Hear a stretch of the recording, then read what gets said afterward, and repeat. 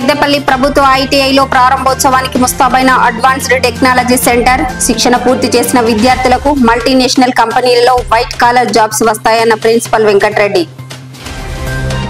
BJP నాయకుడు గొట్టిముక్కల సురేష్ రెడ్డిపై Congress party నాయకులు చేసిన వ్యాఖ్యలను ఖండించిన బీజేపీ నాయకులు. పెద్దపల్లి పట్టణ రోడ్లపై స్క్రాప్ తో ఇబ్బంది పడుతున్న వాహనదారులు, ప్రజలు. మున్సిపల్ అధికారులు ఫైన్ వేస్తున్నా తగ్గేదేలే అంటున్న స్క్రాప్ వ్యాపారులు. పెద్దపల్లి పట్టణంలో నిలిచిపోయిన అంతర్గత రోడ్ల అభివృద్ధి పనులు. గుంతలు పడి కంకర దుమ్ములేసి అవస్థలు పడుతున్న వాహనదారులు, ప్రజలు. వరి కొయ్యకాళ్లకు నిప్పు అంటించడం నేరం. దానితో రసాయన ఎరువులపై ఆధారపడవలసి వస్తుంది. పెద్దపల్లి జిల్లా ఆదర్శ రైతు ఎర్ర మల్లారెడ్డి. పెద్దపల్లి జిల్లాలో జాతీయ యాదవ హక్కుల పోరాట సమితి అధ్యక్షులు రాములు యాదవ్ పర్యటన. స్వాగతం పలికిన యాదవ యూత్ రాష్ట్ర నాయకుడు పెగడ రమేష్.